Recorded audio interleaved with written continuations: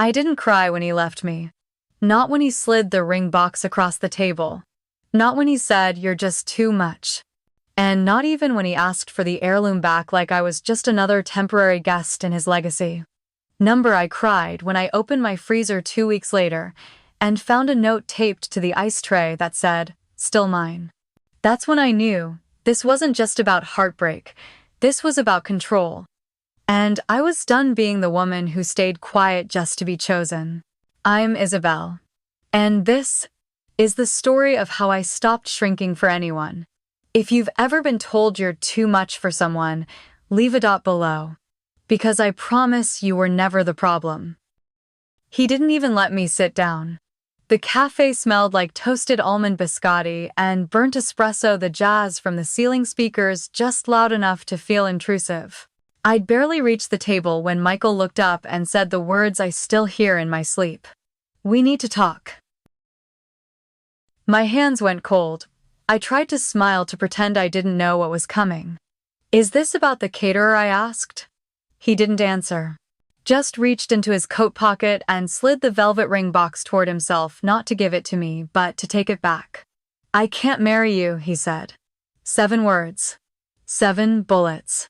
I sat down anyway, mostly so I wouldn't collapse in front of strangers. He leaned back like he'd just handed off some heavy burden. "It's not you," he said. "You're just too much." My throat clenched. Too much what I asked, though I already knew. He shrugged. "Too intense. Too emotional. You want too much from everything. I feel like I can't breathe around you." The jazz kept playing. Somewhere near the register, a woman laughed too loudly. The scent of lemon cake cut through the air. I wanted to throw the table over. Instead, I just stared at the man I was supposed to marry in 16 days. He didn't look guilty. He looked free. Also, he added the ring. "It's a family heirloom. My grandmother would be devastated if it left the family." I slipped it off.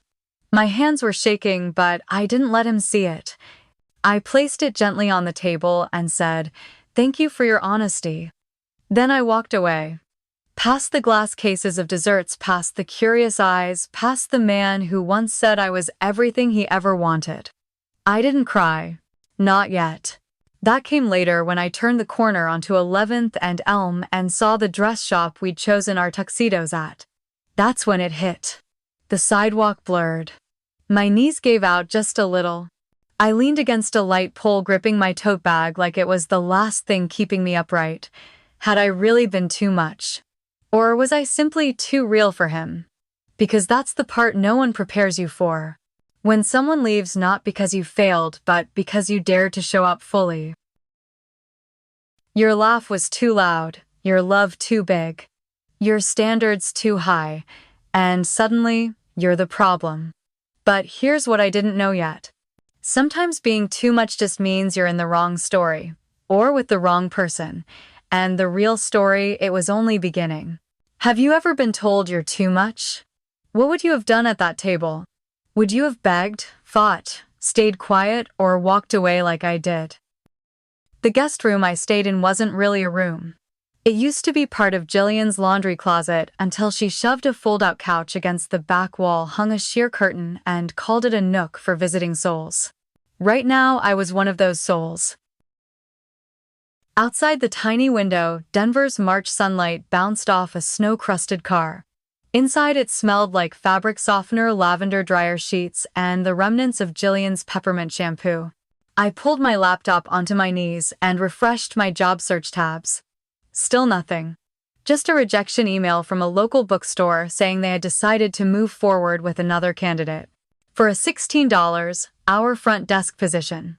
I'd once managed a $2.3 million marketing budget. Now I couldn't get hired to alphabetize author names. I shut the laptop and rubbed my eyes. The kind of rub that makes your whole face throb. My phone buzzed Mom. I let it go to voicemail. She'd call back, probably to ask if I'd calmed down yet. She never understood why I didn't just move back home, say sorry, and try to fix things with Michael. As if I had spilled a drink at Thanksgiving, not been dumped and discarded like last season's jacket. The coffee maker clicked in the kitchen. Jillian was up. She shuffled in hair wild, wearing a sleep shirt that read, "Good moms say fuck asterisk." She held out a mug. "Triple espresso, you're gonna need it." I took it. Held it like it was holy. "I think I might be cursed," I muttered. She raised an eyebrow. "Babe, you're not cursed. You're just in the aftermath." "The what?" "The aftermath of building your life around a man who was never going to carry any of it." I didn't answer. But her words clung to me. Like the steam rising from that chipped ceramic mug curling around my knuckles, refusing to disappear. The last Thanksgiving I spent with Michael and my mom still plays in my head like a reel I can't shut off. She had insisted on doing everything herself, turkey stuffing cranberry sauce from scratch. The house smelled like burnt sage and cinnamon. She wore her usual dark green turtleneck pearls tight around her neck like a warning. Michael had shown up with a bottle of Chardonnay and a smile so polished it looked practiced. Mom beamed at him. "You brought wine," she gushed, taking it like it was a medal. Then she pulled me aside in the hallway between the dining room and the pantry. "Now this is the kind of man you marry," she whispered. "Not like that photographer with the tattoos. This one makes you look respectable." I laughed it off. I shouldn't have. She didn't mean it as a compliment. She meant it as a condition. Respectable, containable, manageable. All things I'd spent my whole life trying not to be. Later that night after dinner, Michael and I sat on the porch swing. The air was cold, the stars bright and brittle. He had slipped his arm around my shoulder and said, "You're amazing, you know that. Just maybe try not to dominate the conversation at dinner next time." My mom's side is really traditional. I had nodded. Sipped my wine. Tucked that little bruise behind my smile. I'd grown good at that, folding myself down just enough to keep the peace. It wasn't until months later, after we got engaged, that I realized I wasn't just shrinking for dinner parties. I was shrinking everywhere. He didn't like when I spoke up too much at networking events. Didn't love when I posted long captions on Instagram. Said my laugh could draw attention. The first time I told my mom I wasn't sure about the engagement, she blinked like I'd spoken another language. "You're overthinking it," she said. "Just tone it down a little, honey. Every woman has to bend a bit." Bend. Like it was normal. Like marriage was contortion. I hung up the phone and sat on the floor of our closet for an hour, surrounded by shoes I didn't like and dresses I bought because he said they were softer on me. That's when I first wondered. If I kept bending, what would be left of me? The next morning started like most of the others. Toast. Cheap coffee. Jillian mumbling curses at her inbox from the kitchen. I had just finished brushing my hair when I noticed it, a slip of white taped crookedly to the inside of the freezer door. At first I thought it was a grocery list. Then I saw the handwriting. 2 words. Black ink slanted sharp. "Still mine." I stared at it for a full 5 seconds before my brain caught up with my body. My stomach dropped. Jillian walked in behind me and stopped. "Is that for you?" I didn't answer right away.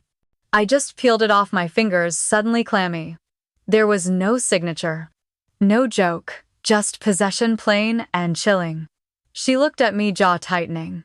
"You think it was Michael?" I nodded slowly. "No one else would write that. Not like that, not here." But how she whispered. "I changed the lock last week." I scanned the small space, suddenly aware of how exposed we were. The back window in the laundry room didn't lock right. The gate creaked at night. My duffel bag sat wide open on the couch. It hit me then. He knew where I was. He had been here. I folded the paper in half and tossed it into the sink. Ran the tap until the ink bled into nothing. My hands were shaking. "I'll stay home today," Jillian said, already grabbing her phone. "I'll get the locks changed again. And call my cousin. He's got cameras." I didn't stop her. But I also didn't say what I was really thinking. That it wasn't about fear. It was about violation. The quiet kind. The kind that hides inside freezers and cards and phrases like "you'll always be mine." The kind of control that doesn't bruise your skin, just erodes your certainty. That night I slept with my coat still on. keys in my hand. Back to the wall. For the first time I realized, Michael might have left the relationship, but he hadn't let go of me. If someone crossed a line that no one else could see, would you stay silent? Or say something before it's too late? It started with the email. Not the kind with threats or accusations, just a password reset notice from my old shared account with Michael. I hadn't thought about that login in weeks. We had used it for our joint Spotify playlist, the one labeled Sunday mornings and always.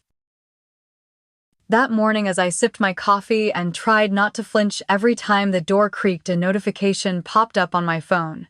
Your password has been successfully changed. I froze. I hadn't touched it.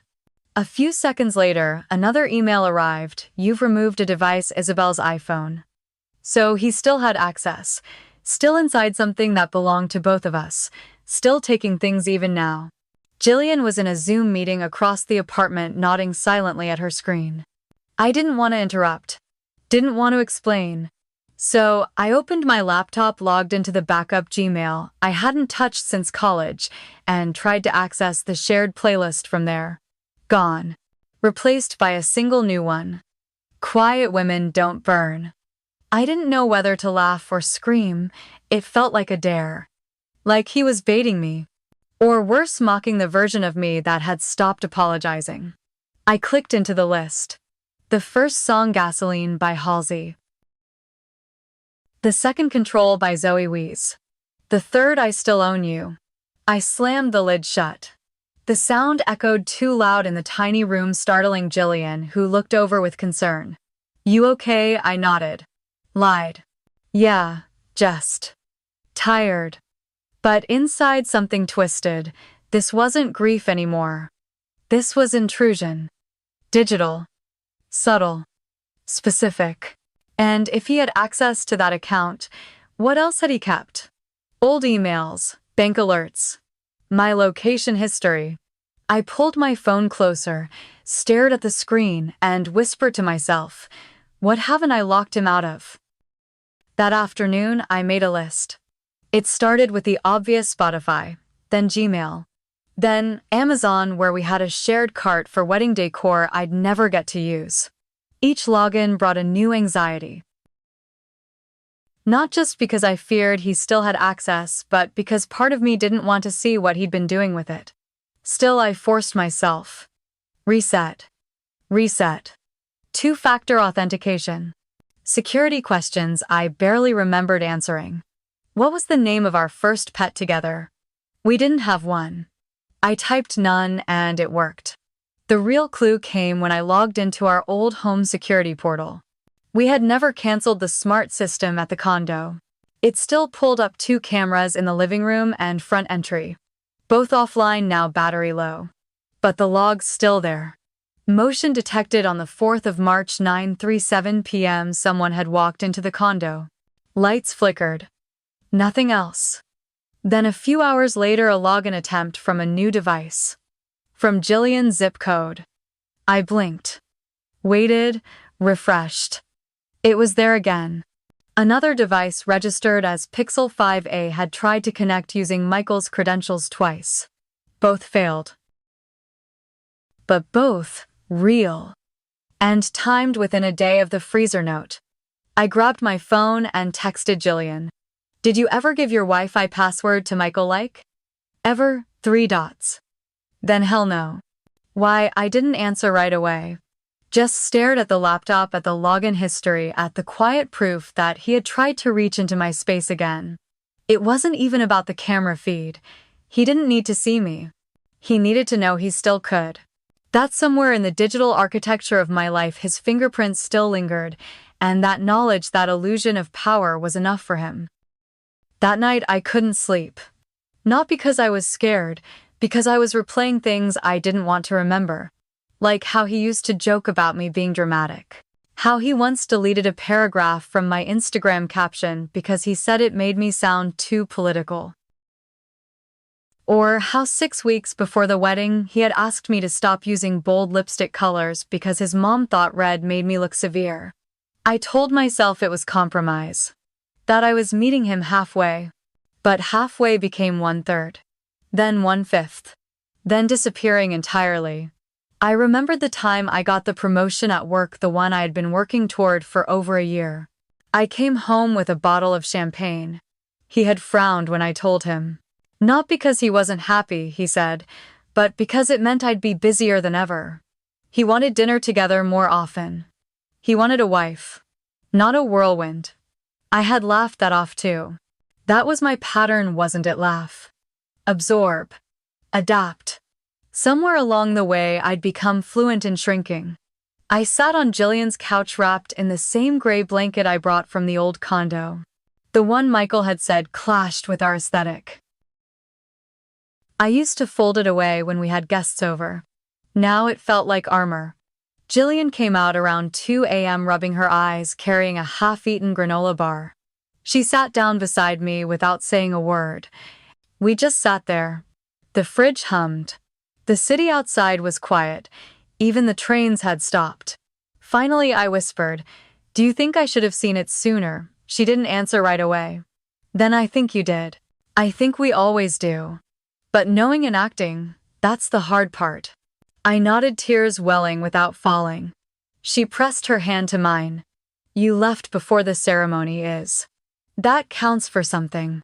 But I still wondered how many pieces of myself had I given away before I realized I was already gone. If you had seen the signs earlier, would you have walked away sooner? Or were you still hoping love could reshape itself around your silence? I wasn't looking to find anything that morning. I had planned to stay offline to take one single breath without Michael lingering in the background of it. Jillian had gone to a yoga class. The apartment was quiet, warm, with early spring sun slanting across the floor.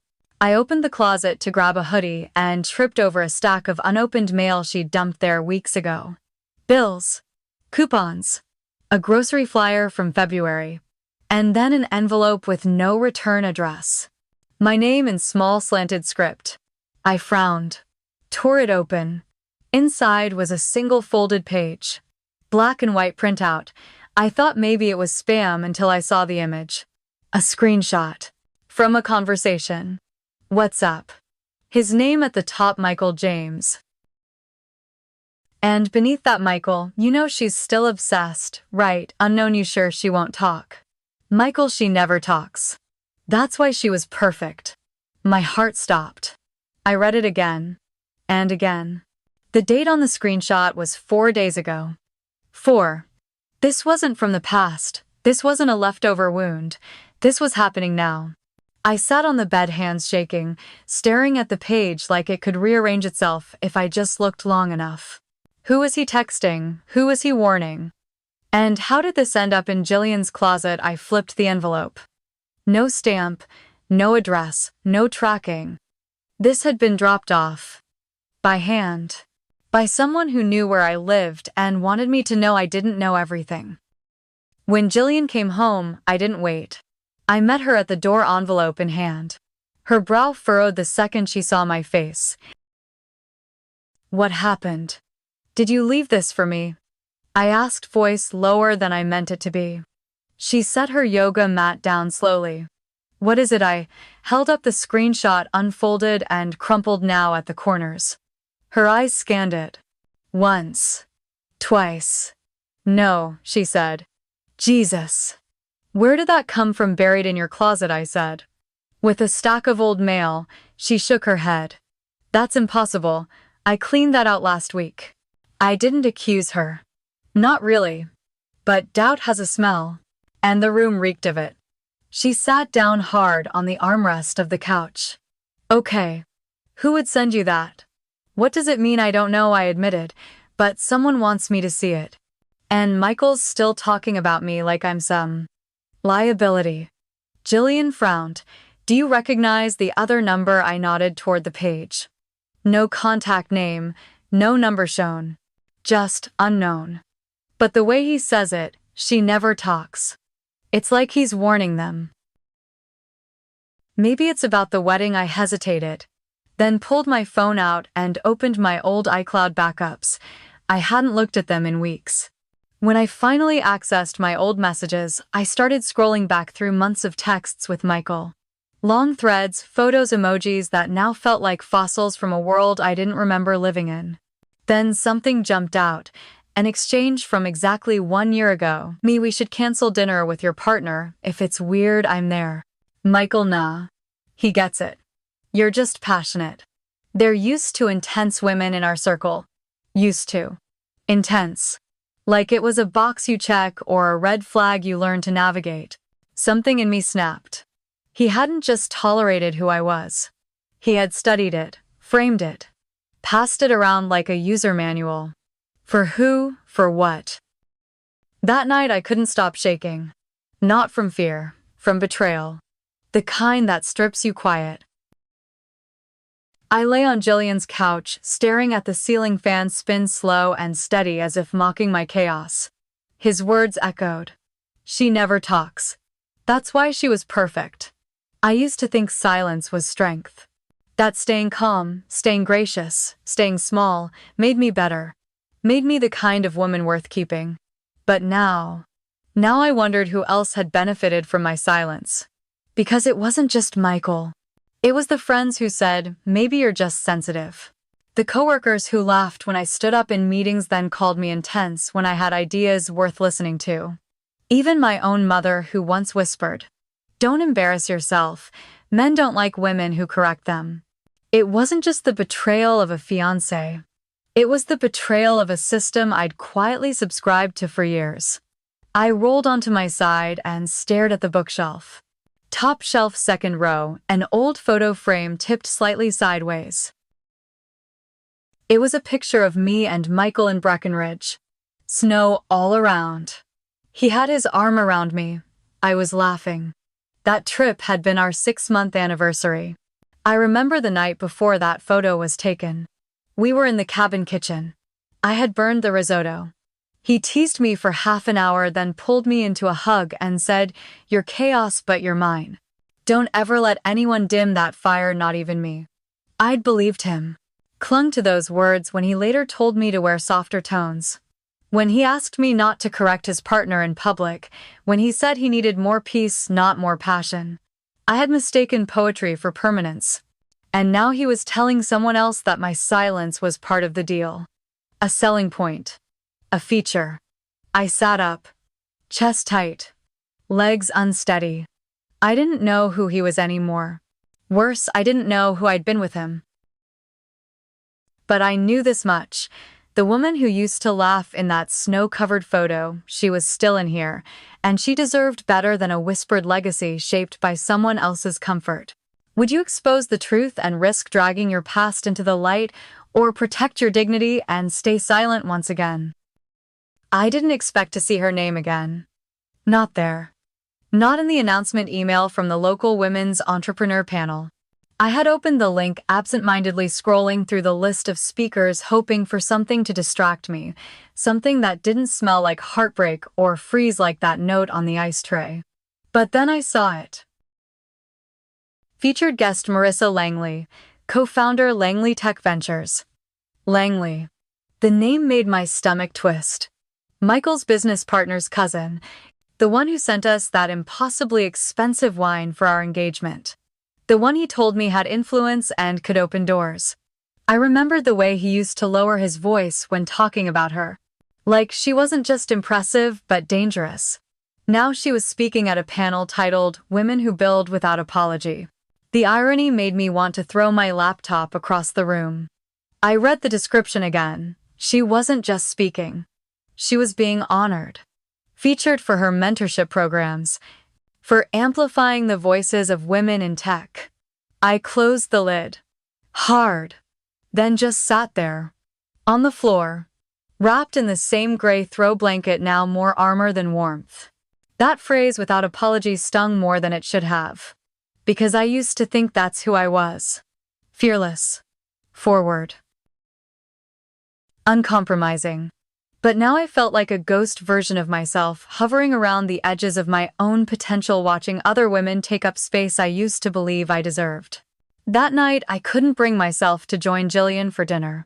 She knocked gently. "I got Thai. Your favorite." Extra peanut sauce. I called out thanks. I'm just tired. That was a lie. I wasn't tired. I was unraveling. Quietly, methodically. Like a loose thread at the hem of a dress, barely noticeable until it pulls and pulls, and suddenly nothing fits anymore. I scrolled through my old camera roll. Me at networking events. Me leading brainstorms at work. Me on stage in a crimson jumpsuit, pitch perfect and unapologetic. Me before I became small. Before I let someone call my fullness too much and made it sound like a kindness. It was close to midnight when I finally left the room. The apartment was dim, the only light coming from the kitchen range hood. Jillian sat at the table, legs curled under her, scrolling her phone one-handed while sipping cold tea with the other. She didn't look up when I entered. Just pushed a glass of water toward me. I sat across from her. We didn't speak for a minute. The silence wasn't awkward. It was the kind that stretches wide enough for both of us to breathe. Finally, I said, "Do you ever feel like you got replaced?" She looked up. "By who?" "Everyone," I muttered. "By the version of yourself that people actually liked. The quieter one. The less complicated one." Jillian snorted gently. "I was never the quiet one." I cracked a smile. But it didn't hold. "I saw Marissa Langley in a panel lineup today," I said. "They're honoring her for mentoring women in tech." Jillian raised an eyebrow. "Marissa Langley," I nodded. "She's connected to all of them, Michael, Eric, that whole venture crowd. She's probably already reshaping the narrative. I'm the dramatic ex-fiancé. The one who couldn't handle pressure." Jillian leaned back in her chair. "Well, let them build their little curated mythologies. That doesn't mean you have to buy a ticket." I blinked. "What if I already did?" She reached across the table. Her hand on mine. "Grounding. Then tear it up," she said simply. "Start a new map. You don't need a seat at their table if you're building your own." Something in me cracked, but not in the way it used to. Not like breaking. More like cracking, open. Air getting in. Light. Something else. Possibility. I thought of my old writing portfolio. My keynote from the Denver Women's Forum. The emails I never answered because Michael said I should slow down. The pieces weren't lost. Just scattered, waiting to be claimed. "I don't know where to start," I whispered. "You don't have to," she said. "You just have to start." We sat like that, two women in pajamas under a broken light bulb refusing to disappear. And for the first time in weeks, I didn't feel erased. I felt real. The first thing I did was buy a notebook. Not a pretty one, just a spiral-bound college-ruled $2.19 notebook from the CVS down the block. And a pen that felt good in my hand. No more notes app. No more voice memos. I wanted something I could see. Touch. Rip out if needed. I sat on the balcony that afternoon, hair unwashed, hoodie 3 days old, and wrote one question across the first page. What do I know that they don't want me to say? It stared back at me like a dare. I didn't write names. Not yet. Just facts. Meetings I was pulled out of. Panels I was erased from. Emails Michael edited without telling me. The contract I signed with the startup he co-managed, how he insisted on streamlining the press quotes so my name appeared after his even though the idea was mine. The morning he told me to wear flats for an investor brunch because my heels made me stand too tall next to him. I wrote it all. Until my fingers cramped. Until the sun dipped low and the shadows across the paper stretched like old truths crawling back into the light. Jillian came out with 2 mugs of tea and a Ziploc full of lemon biscotti. "Building a case?" she asked. "Building a mirror," I replied. She sat down. "Who do you want to see in it?" I didn't hesitate. "Me." Not the version they preferred. We sipped in silence. That night I began compiling files, old proposals, slide decks. The contract they never revised but always referenced. The Dropbox folder they didn't think I had access to anymore. But I did. And inside a PDF created 3 weeks ago. Langley PR Narrative Draft, V3. PDF, I opened it. Scrolled. There in black Helvetica was a clean corporate rewrite of the last 2 years of my life. Michael's voice throughout. Eric's influence behind the lines. My name absent. Completely. That was the moment I stopped calling this grief. This was theft. I hadn't talked to Vanessa Carter in over a year. Not since the week Michael and I got engaged. She used to be my manager, my mentor really at the tech firm where I first built traction. She taught me how to pitch with backbone, how to speak like I owned the room even when I was shaking inside. When Michael came into my life, things got complicated. He didn't like how close Vanessa and I were. Said she was too cynical, too cutthroat, not your kind of woman. I started pulling away, bit by bit, until the silence between us felt normal. Now I found myself staring at her LinkedIn profile, thumb hovering over message.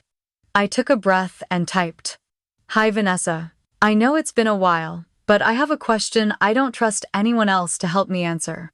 Could we talk?" I didn't expect her to respond right away, but she did. Tomorrow. 2 p.m.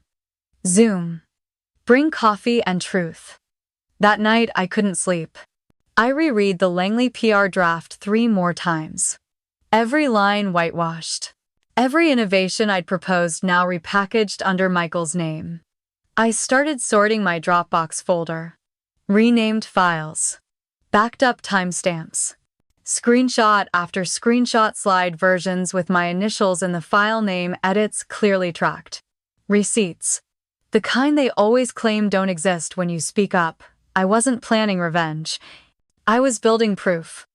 Of what I'd done, what I'd given, what they'd tried to unwrite. The next morning, Jillian stood in the doorway as I zipped my laptop bag. "You sure you want to stir this?" I looked up. "I'm not stirring. I'm remembering." "Same thing," she said softly. I shrugged on my coat. If they can rebuild the story without me, then I have every right to write mine back in. She nodded. "Just make sure you're doing it for you, not to haunt them." That line stayed with me the whole walk to the cafe where I'd planned to take the Zoom call. The sky was overcast, sidewalk still wet from the early drizzle. I stared at my reflection in the cafe window before going in. Hair pulled back. No makeup. Notebook in hand. For once, I didn't feel invisible. I felt loaded. With memory. With clarity. With intent. Vanessa looked exactly the same on screen, glasses, slightly crooked hair pulled into a bun like it had been fighting her all day. She raised her coffee mug when I logged in. "Still bold, I see," she said, nodding at the file name I had shared in the meeting invite. "Not yours. Final, PDF." "I figured subtlety never got me very far," I replied. She chuckled, then got serious. "Talk to me, Isabel. What are you trying to do with all this?" I hesitated. For the first time in months, I'm not entirely sure. She sat back in her chair. "Do you want a Sue number? Do you want to go public?" "I don't know." "Then what do you want?" I looked at her through the screen. At the only woman who had ever told me I didn't have to tone it down to be taken seriously. "I want to be seen," I said. "Not as a victim, not as the ex. Just fully as me." She nodded. Slow. Thoughtful. "You already are. You just need to decide if you want the world to see you too." I showed her the documents. The email chains. The timestamps. She didn't blink, didn't question, didn't doubt. "Everything you have," she said, "is solid. But here's the hard truth." I leaned in. "You don't just expose them, you expose you. The hurt version. The angry one. The one who stayed too long and knew too much. You ready for that?" The silence between us buzzed with something sharp. I swallowed. "I think so." She smiled. "Then here's your next step. Forget the boardroom. Forget their press machine. Tell your story first. On your terms. Where they can't interrupt you." Her voice softened. "Women like us, we don't burn everything down, we rebuild right next to it. Brick by unapologetic brick." I closed my laptop when the call ended. Saturdays still for a long while. Then opened my notebook. And on a fresh page I wrote chapter 1. I was never too much. They were just never enough. Have you ever had to fight for your version of the story when everyone else had already written you out? Comment justice if you believe the truth belongs to those who lived it. And if you've ever rebuilt yourself from the pieces they tried to scatter, you're not alone. The idea didn't come like lightning. It arrived like a soft knock on the door. Quiet, persistent, familiar. A week after the call with Vanessa, I got an email from an organizer of her Voice Rising, a women's storytelling event in Boulder. They'd seen an old clip of me speaking at the Denver Forum 2 years ago before the engagement. Back when I was still me. They wanted a closing speaker, theme taking back the narrative. I reread the email 4 times before forwarding it to Jillian with just one line, "Should I?" She responded in 3 seconds flat, "Only if you want to be the woman who stops whispering." So I said yes. I didn't ask permission. I didn't send a warning. I didn't tell Michael. Because this wasn't about him. Not anymore. I spent the next 5 days writing. Scrapping, rewriting, crying. Then writing again. The title of my talk, "The Quietest Women I Know Are the Loudest Stories You'll Never Hear." I didn't name names, but I didn't soften truth either. I talked about erasure. About being edited not just in emails but in real life. About contracts rewritten in boardrooms where your name disappears while your work stays behind. I talked about the way people praise silence in women then call us unstable when we finally scream. And I talked about choosing to speak anyway. Not with rage, but with clarity. Jillian helped me prep. We practiced in our tiny kitchen with the fridge humming in the background and her snapping fingers whenever I softened a sentence. "Don't hedge," she'd say. No one came here for disclaimers. By the time the event rolled around, I was ready. Not polished, not perfect, but real. And maybe for the first time since the morning at that café, I didn't feel like something that had been left behind. I felt like something that had outgrown what tried to contain it. The venue was smaller than I expected. Maybe 80 chairs. A low stage. A single standing mic lit by soft amber spotlights. Outside, the evening was quiet. Inside, it felt like something sacred was about to begin. I sat backstage, palms resting on my knees, the outline of my speech folded twice in my blazer pocket. Not because I needed it, but because I needed to feel it was close. The host leaned in. "You're closing us out," she whispered. "No pressure. But you're the reason half this room is still here." I smiled, small and steady. Jillian was seated in the 3rd row, cardigan draped over her knees, phone-off face, glowing with a kind of quiet knowing. She'd heard the speech 5 times by now, but still her eyes held something new. Something fierce. Then I saw him. Back row. Right side. Michael. Hair shorter than I remembered. Face slightly more hollow. Wearing the same watch I gave him for his 35th birthday. He didn't wave. He didn't flinch. He just watched. My chest went still. Not with fear. With clarity. He wasn't here to support. He was here to see if I would say his name. He was here to measure how loud I'd become. When they called my name, I didn't hesitate. I walked out, heels soft against the worn wood floor, microphone warm from the last speaker's hand. I adjusted it once, cleared my throat, and began. My name is Isabel. And for most of my adult life, I was told I had too many opinions, too much ambition, and too loud a voice for rooms that preferred women to whisper. A murmur moved through the crowd. I didn't look at Michael. I didn't need to. I was praised when I compromised, rewarded when I deferred, and applauded when I took up less space. I paused. Let it breathe. But then I realized something: applause doesn't always mean respect. Sometimes it just means they're glad you're not a threat. I felt the air shift. Somewhere in the back, someone exhaled audibly.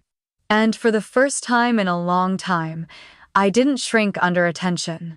I stood taller in it. I once loved a man who told me my passion was admirable until it threatened his comfort. I let the words land. No names, no timelines, just truth. He didn't silence me with his hands. He used softer things, suggestions, feedback, concerns. Little phrases like, maybe soften that idea. Maybe let someone else take lead this time. Maybe that tone makes people uncomfortable. The room was quiet. Still, I didn't notice it at first. Because I thought I was being loved. But I wasn't. I was being edited. I looked out past the lights. Faces leaned in. Some nodded slowly. Some blinked too fast. I kept going.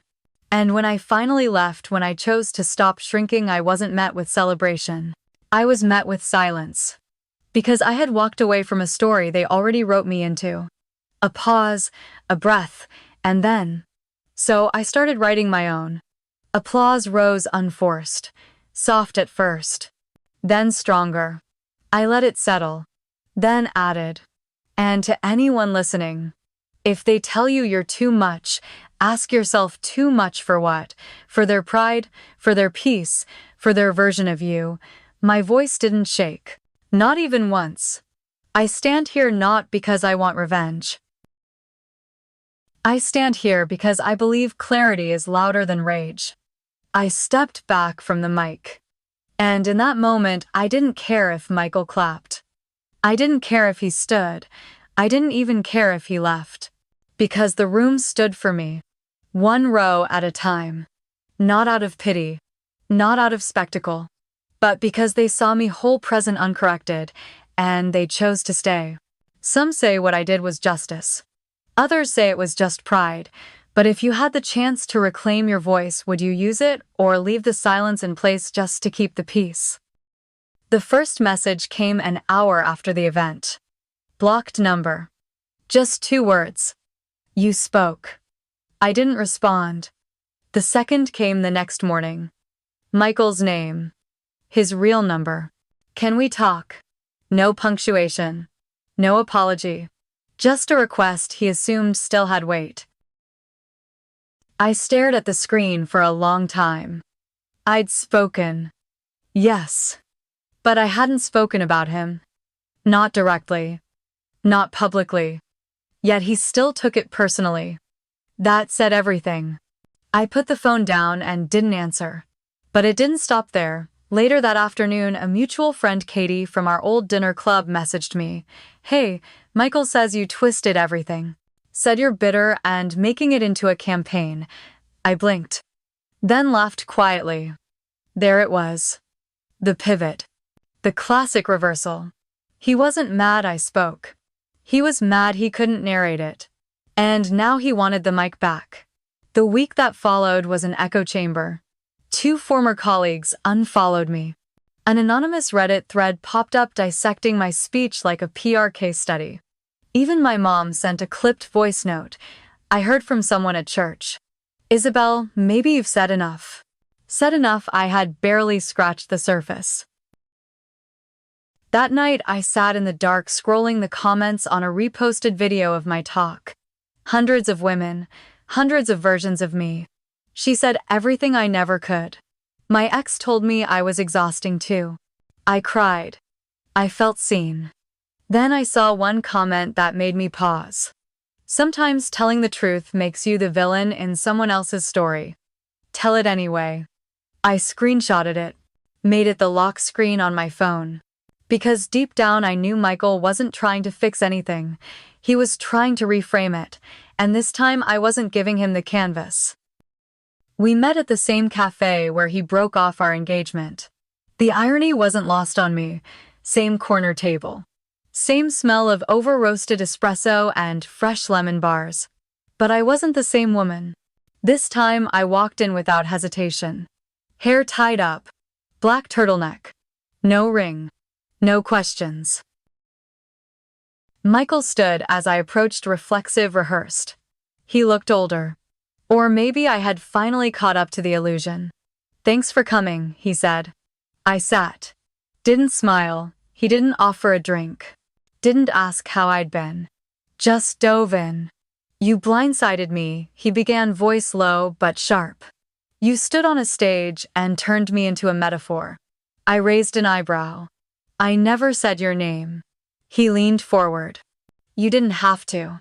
Everyone knew. I sipped the lukewarm water the server had dropped off. I didn't tell a story about you, Michael. I told the story of what it felt like to disappear. He scoffed. You always were dramatic. I tilted my head slightly. There it was. The tone. The same one he used when I spoke up in strategy meetings, when I said I don't agree, when I dared to take credit. You asked me here, I said. So what is it you want exactly? He hesitated, his jaw tightened. I want you to retract the video. Or at least clarify that it wasn't about me. Was it not? He blinked. That pause said more than anything he could have spoken. I set my glass down. You don't get to erase the parts of me that made you uncomfortable and then ask me to shrink them again just so you feel safe. You're ruining reputations. No, I said, calm as a held breath. I'm reclaiming mine. He stared at me for a beat too long. Then exhaled. Long. Deflated. I don't even recognize you anymore. I smiled, soft and certain. That's the point. I walked out of the cafe without looking back. The sun had shifted. Late afternoon light spilled across the sidewalk, soft and golden, like the day hadn't just held a storm inside four walls and a single table. I exhaled. Not relief, not triumph. Just release. My steps were slow, deliberate. Every inch of the walk home felt like a quiet severing, not from Michael. From the version of me that needed closure from him. He didn't follow. Didn't text again. Didn't chase the way I used to hope he would. And strangely, that felt like peace. When I got home, Jillian was making soup. She glanced up from the stove, raised an eyebrow. How is it? I shrugged off my coat. He showed up expecting the woman I used to be. She handed me a bowl. And I didn't bring her. We ate in silence, the kind that fills, not hollows. Later that night, I opened my notebook again. Flipped past the pages of collected receipts, quotes, and timelines. I started a new section. What power looks like when it doesn't need to be loud. I wrote, it looks like walking away without slamming the door. It looks like saying no without needing a reason. It looks like surviving the story they wrote for you, then writing your own anyway. No applause. No headlines. Just truth. I lay in bed, the city humming outside. Somewhere in another building, a dog barked. A train rumbled low and distant. A siren whined and faded. All of it happening at once, life uninterrupted. And I smiled just a little. Because for the first time in years, I didn't need to explain anything. Is justice always about being heard, or can it sometimes be about walking away so fully that they hear your silence louder than your voice ever was? 6 months later, no one was talking about Michael anymore. Not in the way he feared. Not in the way he'd hoped either. The headlines passed, the reposts faded, and I stopped checking. I had moved into a one-bedroom apartment on the edge of Capitol Hill. Hardwood floors, soft light, a narrow balcony that barely fit a chair, and a single potted rosemary bush. It was mine. Every chipped mug, every handwritten sticky note on the fridge, every Sunday morning spent barefoot in the kitchen. Mine. I didn't host dinner parties. But I hosted silence. And it stayed gently, like an old friend who didn't need entertaining. My mornings looked different now. No alarms. Just the sun rising slowly through linen curtains. A kettle whistling. A cracked window letting in the buzz of Denver waking up. I started writing again. Not for press, not for speeches, just because the words came back. I wrote essays, fragments, letters I never planned to send. One of them began, "To the girl I used to be. Thank you for leaving before you lost yourself completely." Another started, "To the woman I am becoming, you don't have to perform softness to be worthy of stillness." I joined a community writing group. Once a week. Mostly women. Some older, some younger. We brought snacks, wrote prompts. Laughed too loud. One of them, Linda, brought her dog every week, an aging golden retriever named Scone, who snored through most of our readings. No one judged anyone. It was the safest room I'd ever sat in. One evening, after I read a piece about reclaiming space, a woman came up to me as we packed up. She had tears in her eyes, but a smile on her face. "I saw your video months ago. I didn't know it was you until now." I froze. She reached for my hand, held it with a steadiness that didn't shake. "I left him," she whispered. "After I heard you, I remembered who I was. I didn't know what to say. So I said the truth. You did that, I just reminded you." She squeezed my hand once, then left. That night, I stood on my tiny balcony, fingers brushing the rosemary leaves, a cup of tea cooling in my other hand. The sky was pink at the edges, like something healing slowly, and I realized this was the legacy. Not the talk, not the fallout, but the echo. Quiet, unforced, real. I didn't plan to see him again, but life rarely cares for plans. It was a random Wednesday. Rainy. I'd stopped by the co-op market to pick up oat milk and ginger. And there he was. Michael. By the refrigerated section. Holding a bottle of kombucha like the past hadn't split open and bled between us. He saw me. Paused. I almost walked past. Almost. But I didn't. I nodded just once. Soft. Civil, his mouth opened slightly like he had something prepared, but no words came out. I didn't wait for them. I turned and walked away, basket still in hand, raincoat dripping gently onto the tile floor. That was the last moment he took up space in my life. No confrontation. No closure speech. No victorious monologue. Just a quiet knowing. He had lost access. Not to my accounts. To me. I walked home under a gray sky that didn't feel heavy anymore.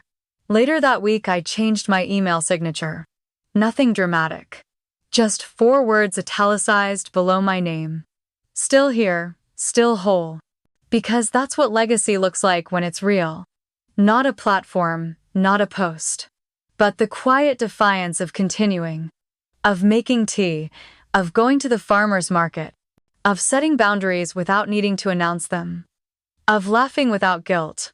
Some nights I reread the notebook I started months ago. Not to relive the pain, but to honor the woman who chose to write instead of disappear. I keep a page dog-eared. One that reads, "Healing is not the absence of grief. It's what you build anyway." That's what I want to leave behind. Not a warning. A blueprint. For any woman who's ever been told she was too loud, too intense, too much, I want her to know she's not alone, and she never was. Have you ever rebuilt your life, not for revenge, but for peace? What did you leave behind, and what did you carry forward? Share your story below. Someone else might need your echo tonight. And if you're still in the middle of it, take your time. There's no deadline on coming home to yourself.